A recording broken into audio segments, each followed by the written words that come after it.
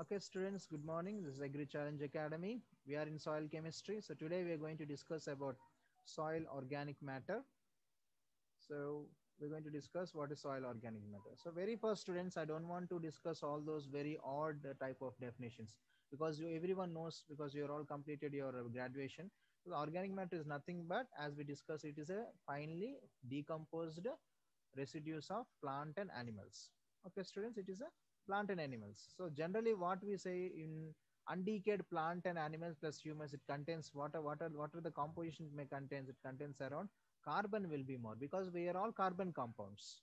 All our human body or plant animals all composed of mostly carbon compounds. So 50% is carbon, and it contains around 35% is around oxygen, and 5% is around nitrogen and hydrogen.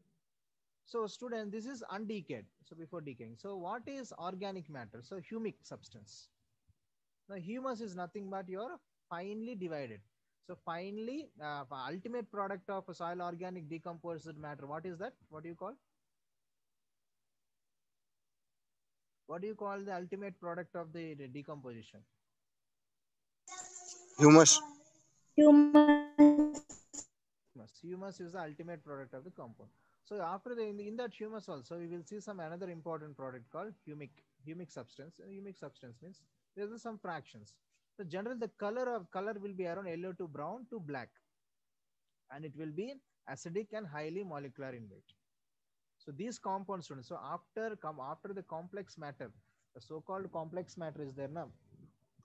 After decomposition of all this complex matter, we will get some humic substance. In that humic substance, we can see all these fractions called pelvic acid, humic acid, and humin. And overall, students, yeah. So overall, in these three fractions are there: pelvic acid and humic acid. So pelvic acid is both acid and alkaline soluble, so it can soluble in both acid and base, right? In pelvic acid, remember this one. So pelvic acid can be soluble in both acid and base, and it is soluble in water also, right? Am I right?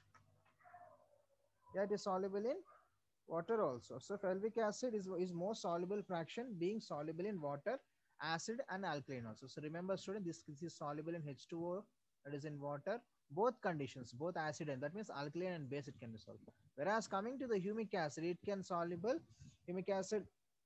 Humic acid is that fraction which is soluble only in alkaline. So it is only in alkaline or in base. It's soluble only in base. It is not soluble in water or acid. So humic acid cannot be dissolved in which where it cannot be dissolved in acidic condition or in water, but it can soluble in alkali condition. Whereas humic substance, what do you say about humic substance? It is a most insoluble fraction. It is a most soluble fraction. Soluble fractions. Soluble fraction.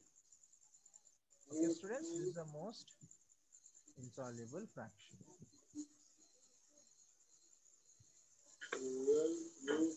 What, students?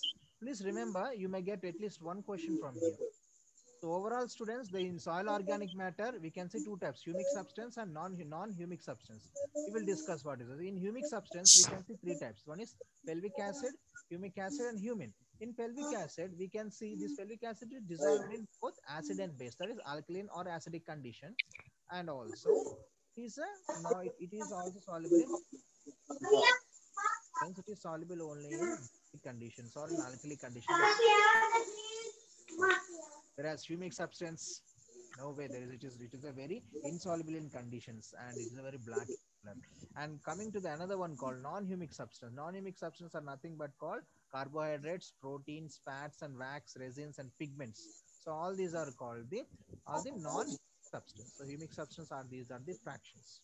So I hope you got some idea regarding with this. So remember, so in this slide you're going to remember only the organic matter of two types. One is non-humic substance are the conditions. These are pelvic, pelvic, humic, and humic. We get one. So humus. So we are going. The ultimate decomposite product of our organic matter is called humus. So it is very complex, students. We can see very different variant variety of organic compound, and it is amorphous, and it has a colloidal nature. We have discussed this colloidal nature. What is amorphous? Do you have any idea? What is the meaning of amorphous? Amorphous मतलब क्या है?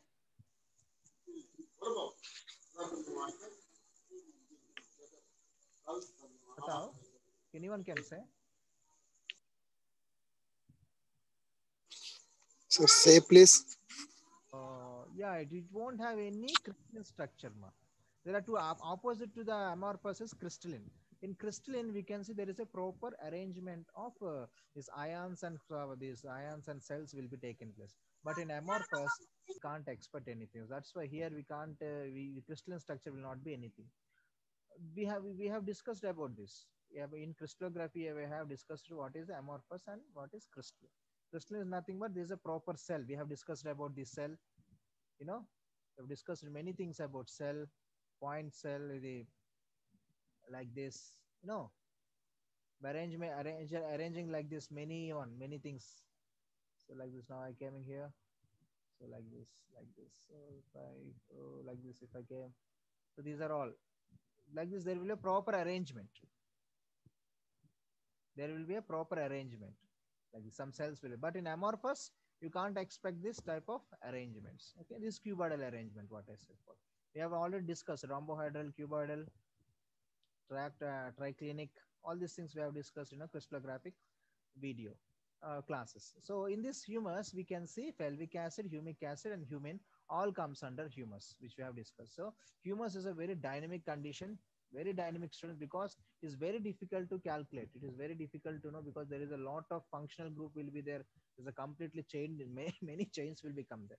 So overall, students, this humus contains around 40 to 45 content lignin will be there, and 30 to 33% protein will be there, and also it is almost 80% there will be a lignoprotein. The only this will be present. That is called the lignoprotein, also called the lignoprotein. Almost 80% will be there, and the CN ratio is around 10:1. The humus has around the humus will contains around the CN ratio is around the 10:1.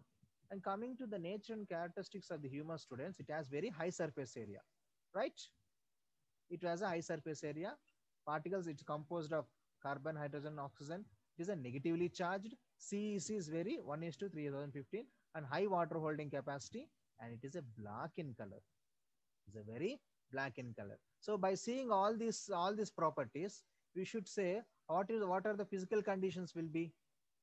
So there is a good humus content is there also, or there is a good humus and good organic matter is there, proper organic matter present in the soil.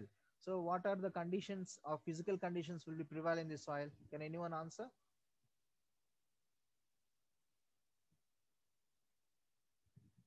So हमारे मिट्टी में बहुत अच्छा organic matter है, humus है.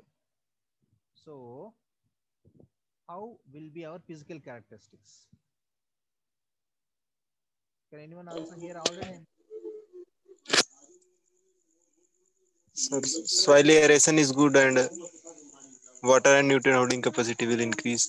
Holding capacity will be good because there will be chelating will be there. We will discuss about there will be a chelating. Humus and that clay fraction chelating will be there, and there's a complexion will be there. That's why water holding capacity and nutrient holding capacity will be there. And because CEC is another example, and structure will be good. Structure stability will be there because of the complexion, and almost texture conditions will be there. So like this, we can see all type of conditions will be in a proper way, because all these things once we have a good humus, there will be physical conditions will be very normal. So now we will see another one. So factors affecting organic decomposition. What are the factors, students? Mostly what kind of factors we can expect? So mostly moisture condition. So moisture condition will affect more, right? So there should be there should be a proper moisture. And temperature, students, temperature, there should be around 24 to 35 degrees Celsius will be there. So based on temperature, soil microorganisms divided into how many types? You should answer. How many types? Sir, three. Yeah, 3 types. क्या क्या है उसमें?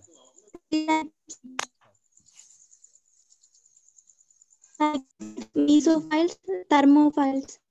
Mesophiles, thermophiles, or there is one more thing. Psychrophiles. Psychrophiles. Can you mention the temperature? Psychrophiles means how much temperature should be there, their prevalence? Less than 10 degrees Celsius, sir. Yes, mesophils na? 20 to 40. 25 to 35. 20 to 30, okay, 30, or 25 to 40. more than 40. Thermophiles and greater than 45, sir. On the 40. So based on that, these microbes have been dissolved. So mostly the thermal activity will be around mostly 24 to 35 degrees zone, and there should be proper aeration should be there. Otherwise, they will go under reduction reaction. We will see all those things, and also CN ratio, very important, students. CN ratio is very, very important. If the CN ratio is wider CN ratio, we can say the decaying process will be slow down. So there is a decaying process will be slowed down, and there will be low N content will be there. So these are the factors, students: moisture, temperature, aeration, and CN ratio. And you have to remember all these things. Okay, students? Uh, and what's so called the classification of microorganisms, that one also is very important. And major composition, students. What is the major composition of organic matter? Mostly cellulose will be around 20 to 30% will be there. Hemicellulose around 10 to 30 percentage. Lignin 10 to 10. Proteins 1 to 15. Fats and wax around 1 to 14. And remember this point, student. Please, if you are taking notes, please take the notes. Sugars and starches are will rapidly will be sugar, starch, crude protein. All this will be decomposed very fast. But if it goes on down, what will happen? Hemicellulose, cellulose, fat, waxes, lignin, and phenols will decompose very slowly. So these are show some resistance to decomposition. But if you go for starch and sugars and some extent crude protein, they will go for rapid decomposition when compared to hemicellulose, cellulose, fats and wax and lignin and phenols. Okay, students, remember, please note down this. You may get some questions from by this different composition and also. Okay, students, we'll go for next slide. So this is important thing. This is present in this is called fractionations of organic matter. So how this organic matter wasn't fractionated?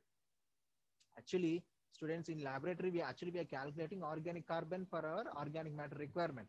But if you are a very enthusiastic, or if you want to do originally what are the different fractions present in our organic in our soil, we can go for for methods are there by treating the soil by dissolving all the organic matter. We can go for many acid extractants. We can go, but it will take very long time.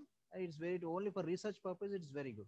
Anyhow, students, if you go with for any acid extractant, especially HCl extractant, H2SO4 extractant, you know what is extractant, especially for MSc students who are doing, you can know what is this extractant. Does anybody doing this experiment? So in soil, extractant with acid, there are two types will come. Insoluble. Insoluble means humin and lumin. These are two components which are insoluble. And again, if there is soluble compounds, if you dissolve, if you treat this again with an acid, it will again, some will go for precipitations and some may not be go for not precipitated. So what are those components? But not precipitated means they are soluble. So pelvic acid, as we discussed, pelvic acid and pelvic acid type like light yellow color substance. Students, pelvic acid will always go with only light yellow color, whereas our another one, humic acid, comes under somewhat brown. It will come some brownish color. Okay, students, remember the color also. So the pelvic acid will all which is soluble. Some precipitation will form this. In precipitation also, in this precipitation we treat with alcohol, we can go for soluble fraction. And so there is a soluble fraction is called hymatomellanic acid. You may heard this about this. So there is another compound called soluble form. It is called the hymatomellanic acid, and again an insoluble fraction called humin and lumin is also insoluble compound. This humin and lumin redissolved in base and add electrolyte. If we add some base, like if we add some again in base, we can see two types. One is precipitated, that is gray humic acid, and another one is called non-precipitated, it is called the brown humic acid. So these are the few fractions of organic matter. Mostly you can see what we have seen, mostly humin, lumin, pelvic acid, and hymatomellanic acid, humic and lumin, and some gray humic acid and brown humic acid. So these are some table, and these are the acid extractants mostly followed in for fractions of organic matter. So these are some fractions of organic matter. So this is what, students. So humic acid, this is a humic acid. In humic acid, you can see pelvic acid, humin, and humic acid, humin. In pelvic, you can see yellow to light yellow to yellow brown color we can see. In humic acid, we can see dark brown to, as I said, dark brown to gray brown color we can see, and it will be black color. So pelvic acid is soluble in both acid and alkaline. It is soluble in water also, but humic acid not like that. It will soluble only in alkali and not soluble in water. But humic acid, it is insoluble. It is can't be soluble. And if we go on like this, the polymerization, the chain, the length of the chain will be increases from pelvic acid to humic acid, and also the molecular weight also increases from pelvic acid to humic acid. And the carbon content is very high in humic acid when compared to pelvic acid. And exchangeable acidity also will be high in humin, and degree of solubility will be decreases. So if you go, if pelvic acid is soluble, but if you go from here to here, this is what he is showing. A degree of solubility will be decreases. So, and also exchangeable acidity also will be decreases, and decrease in oxygen content also will be decreases in humic and humin also. This is regarding. So overall, students, for your JRF or SRF examination purpose, you have to remember the color of this pelvic acid, humic acid, and where it is soluble in. That is very important. Okay, humic acid is insoluble. There is no problem.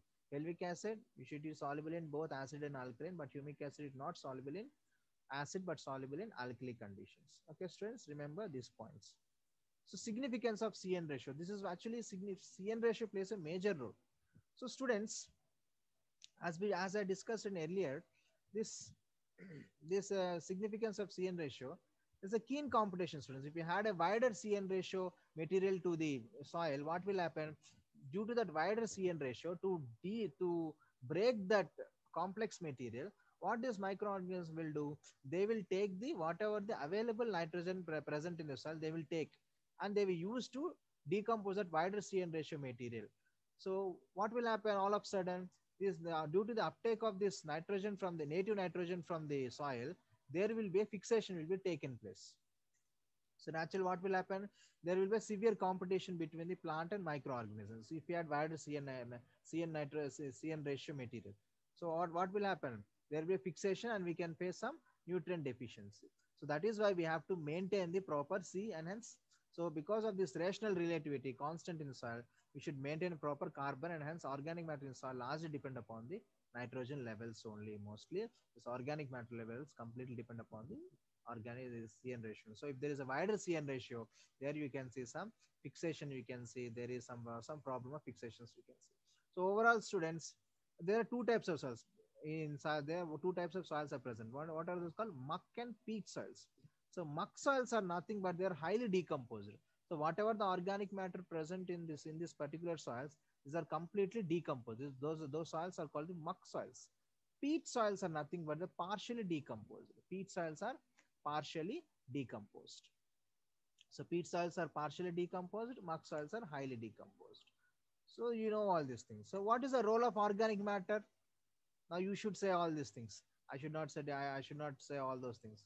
It's the source of plant nutrients. And remember, students, humus is called as bin of nutrients. It has all kind of nutrients will be there. It is a bin of nutrients. Contains all type of nutrients will be present in humus. So humus has a moon, and also it will improve the CEC, and also it will improve the physical conditions and chemical conditions. Many things is there. If you add, even if you have any problematic, if there is any salinity problem is there, or if there any acidity problem is there, generally we go for recommendation of organic matter. Now we will see some other concept called. So these are the material, students. So food waste is daily in our regular food waste. What we will see, the CN ratio is around 15:1. Sewage and sludge around, we can see how much, we can say around 16:1. Grass clippings, mostly in our agriculture, we will see all these things, 19:1. Cow manure, there is a wider CN ratio to reduce. That is why to reduce this wider CN ratio, what we will do, we'll go for different decomposing methods. Okay, that after decomposing only we use this cow manure to our field. Another one is called leaves and foliage. Leaves and foliage, based on variety or different type of plants around, it will be 40 to 80:1. It will be there. It is also very wider ratio. Paper, very high, students. Papers, wood and sawdust is very high. Can you say why? What is the reason here? Paper and wood sawdust has a wider CN ratio. Any reason? Do you know why?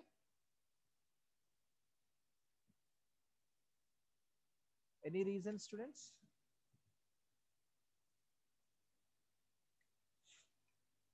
Any reason?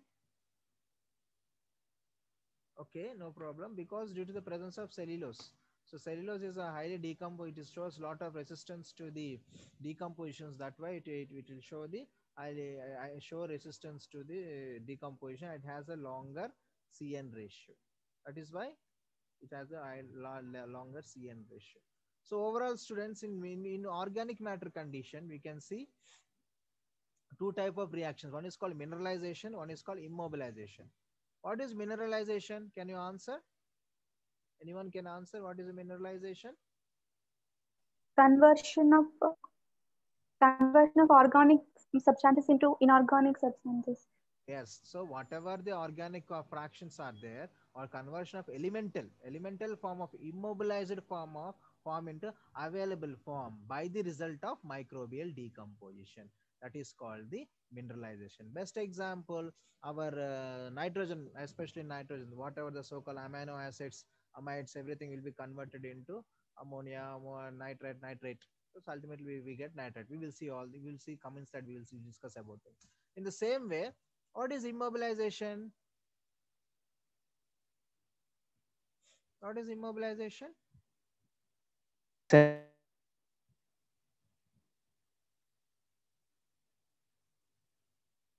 Okay, immobilization is nothing but it's the opposite to the mineralization.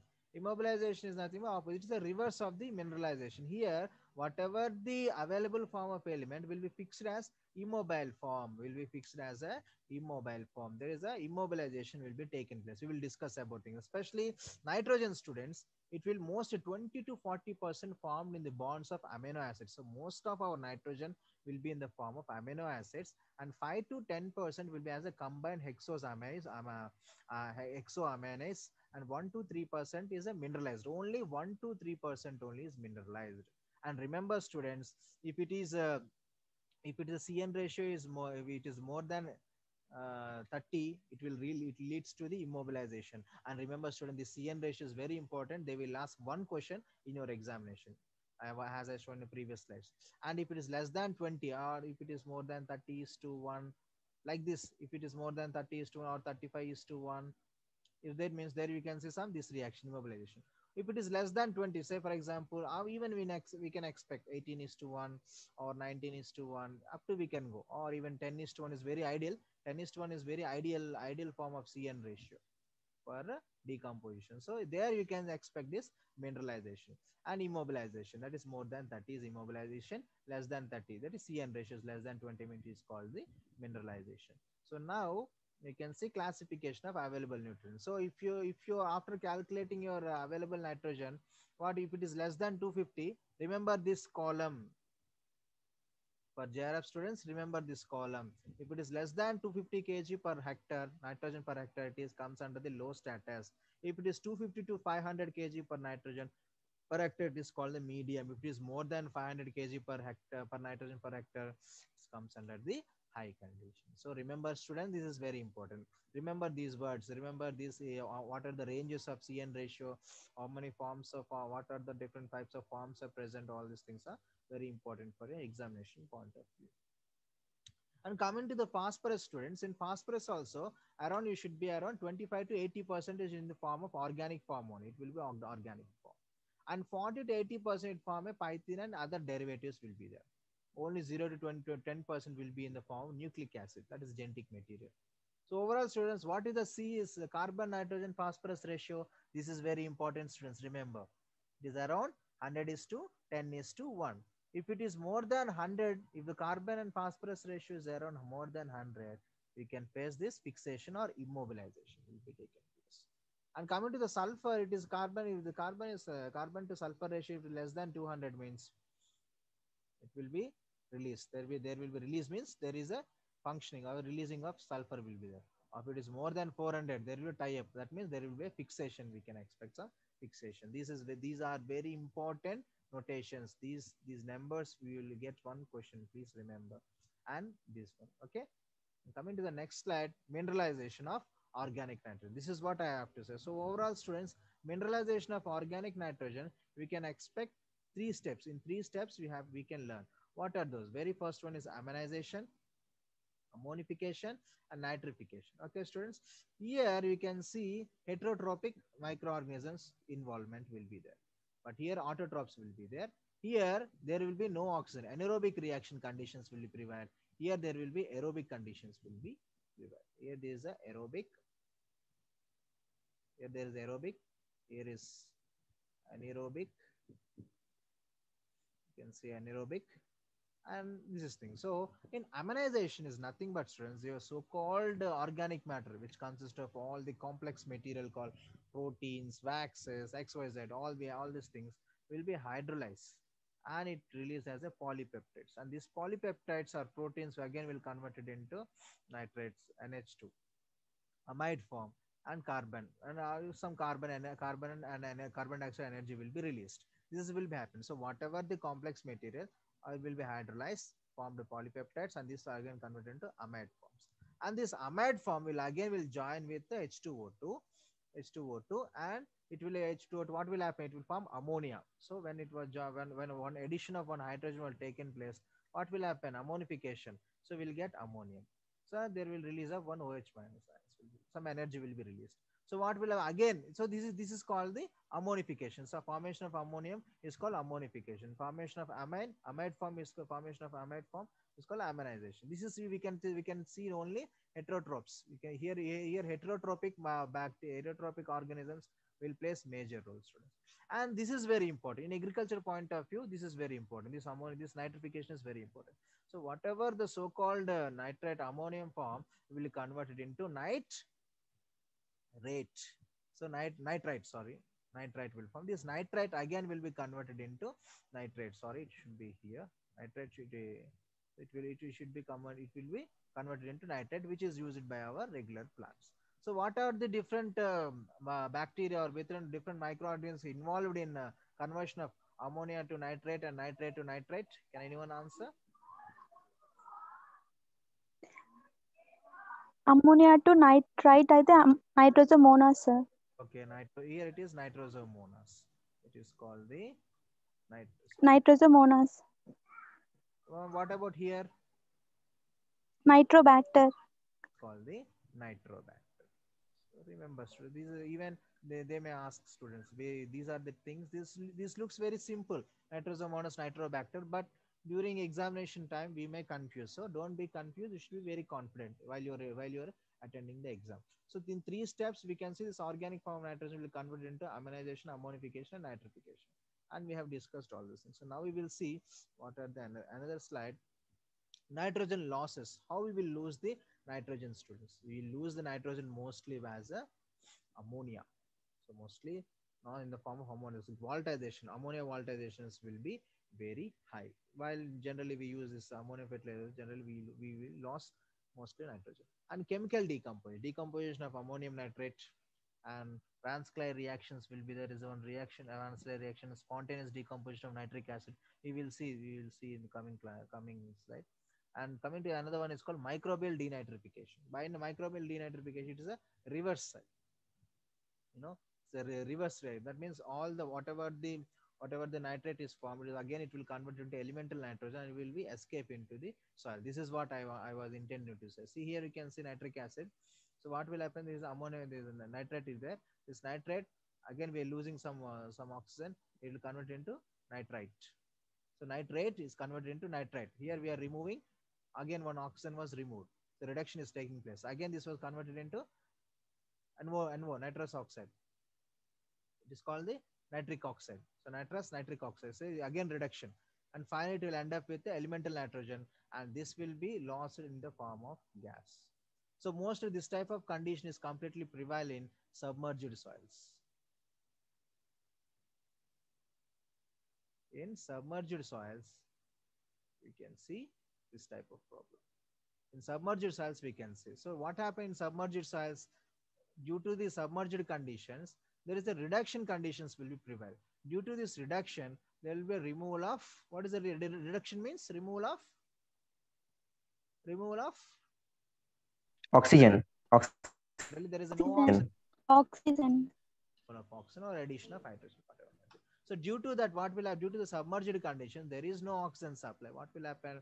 This one, the so-called, goes on, goes on. What will happen? The nitrogen will be converted. The nitrate form of nitrogen will be end up with the elemental form of nitrogen. So there is a supply. That's why in submerged conditions, that's why mostly whenever there is a floods or whenever there's a some floods will be there, most of the horticulture crops under submerged conditions will face lot of problems. Paddy is exception. Paddy has a different setup. Why? Can anyone answer why paddy under submerged conditions can be survival? Why? There is a special mechanism in paddy. That's why paddy in submerged condition it can grow, but it is not possible for other horticulture crops or other crops, even especially in some rain-fed conditions like jowar or sorghum. This type of crops in submerged conditions, they can't uptake the nutrients. But in paddy, they have some. It will take directly. It will yeah.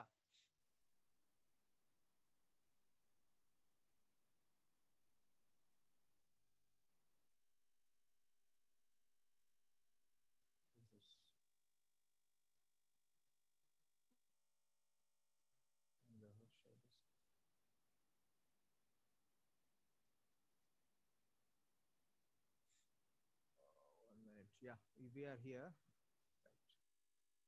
So like this in submerged condition, it will be taking place. So as in submerged conditions, there is a no chance of oxygen. So there will be a reduction. So we will lose the nutrients. So we will discuss about submerged soils in final class of the soil chemistry. Reaction of humus substance with metallic ions. So how these metallic ions will be involved in reaction, and we will discuss about these things. Substance contains several reactive functions, students. Humic, as I said, humic acid contains several reactive functions. What will happen? So it easily make a complex with transition element, transition metal ions like zinc. What is this? Zinc, copper, and copper, manganese, iron, ferrous and ferric, and cobalt and nickel. So all these humic substances are relatively functional groups. So all the humic substances will contain some keto groups will be there, acetic acid groups will be there. So those functional group will make a complex with this transition metals. So the functional groups of humic acid, HA means humic acid, Fa means fulvic acid, involves in complexion with ions including it will hydroxyl, OH, nitrate and acetate and other carbon compound also. It will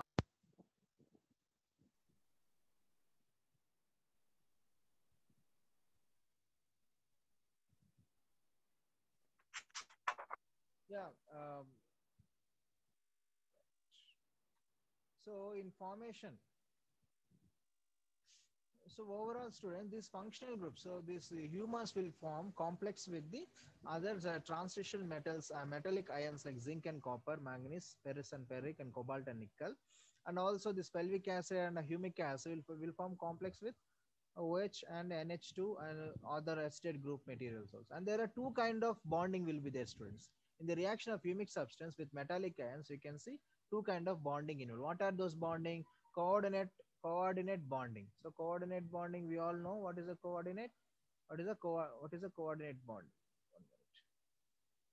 What is a coordinate bond? It is nothing but it's a sharing of pair electrons. So whereas bonding of pair of electrons is donated by the functional group. Remember the functional group, that is humus. Functional group to a vacant orbit of the transitional metallic ion. So generally here there is a pair, there is a pair of lone pair of electrons will be there. So this will be shared by the copper. So this leads to the formation of a bonding. There will be a bonding of metallic ions. So you can, this bonding is called the sharing of, is called the coordinate bonding. So the sharing of electronic pair is called the coordination bonding. Another one is called electrovalent linkage, in which negative group bond with a positive charge. So this acetate group is negative. Sorry. So this will be joined with zinc. So like this positive and negative linkage is called the electrovalent linkage. By these two reactions only, we can see this metallic ions will join in the soil and form a complexation. So due to this complexion only, why there is a supply of these micronutrients to the soil. So nowadays, due to the lack of organic matter only, these micronutrient deficiencies are present. So if we have a proper organic matter present,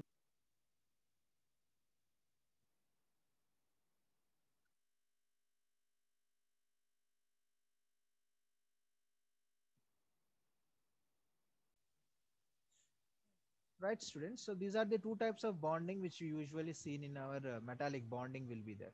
What is called the coordinate bonding will be there, and electrovalent linkage will be there. So this is the reaction of human substance with these metallic ions. That's why due to these metallic reactions only we can see lot. And also students, due to this bonding strength of humic acid varies with metallic ions. So this humic acid among the highly stable complex. So whereas there is a strong bonding with metallic and humic stability. So this is the range, students.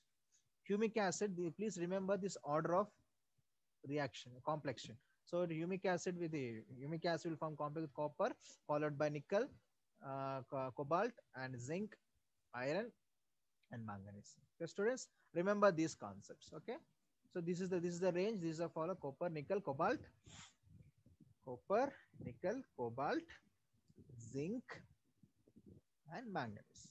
So this is the range. So the maximum amount of metallic ion that can be bound by the humic substance is roughly equal to its total acidic group content. Since this group are primarily taken as a part of the reaction. So mostly these acidic group reactions will take into account. Acidic group, you have to know if you have to know what is acidic group, all these things are the functional groups will be there. So this is the range. So these are the content. And also due to this complexation, you can see complexation reduce the precipitation and leaching loss also. So due to this complexation, what will happen? There will be no leaching. There is no leaching of nutrients. Nothing will be taken place. And also it can be due to if there is a proper complexation, concentration of some pollutant metals like plumbum and CD. CD means cadmium, which is very toxic. So Pb means palladium. Palladium and cadmium. It will also form some complex. So by forming this complexation, it will reduce the toxic level in the soil. So that's why humus is that much important. It has a both environmental cause and concern also will be present. And another important thing is called reaction of humic substance with clay minerals. Clay minerals, very simple. Why? Because clay itself is it will form this form a complex with the clay. This humus substance also will form with the complex with the clay. In spite of the picture clay humus complex, though we have there are many theories are there, but as said by the Vardachari in 1991 in his research, he said that there is a no proper information, there is no proper clear validity for the between the complex between the clay and humus substance. But the reaction between the humic and pelvic acid is similar to that of metallic ion. Same. How the reaction between the humic and pelvic acid is quite similar to that metallic ion. Same group is the humic substance also may be involved. Same thing. Whatever the functional groups are present in humic acid, same thing what we have read in our previous slide, same thing will be repeated here. But on the other hand, students, these humus substance, on the other hand, cations basal surface edges to which acid group humic acid can be formed. On the basal surface, edges of the clay, on the basal surface means you know what is the basal surface. The distance between the two crystalline layers is called the basal surface. So that basal surface and edges, we can see there is a bonding of humic acid. And the primary chemical bonding in humus clay compounds are electrovalent bonds. Mostly you can see the electrovalent bond and coordinate bond and physical bonding. We know what is a covalent bond, electro bond, and physical bonding. So most in chemical bonding between clay and humus particles, we can see some bridging. Bridging means there will be some additional other divalent cation will take in. Best example, clay and calcium. In between clay and humic acid, we can see calcium will form a bonding between the two, between the clay and humic, that humus. Humus means humic acid. So this will leads to a proper stable aggregate. So if there is a proper stable aggregate, there is a proper holding of nutrients, water holding capacity will be improved, structure will be improved. So all other physical, chemical, and biological characters also will be improved. So due to this, students, soil organic matter plays a major role. So if there is a proper soil organic matter, you can't see any micronutrient deficiency due to the lack of soil organic matter in the soil. Nowadays we are facing the severe micronutrient deficiency. If there is a more proper humus substance or proper organic condition is there, this humus will take it because it form the complex session. It form the complex sessions, and it leads to supply of nutrients. So with this, I'm ending this lecture, students. Thank you very much for your patience.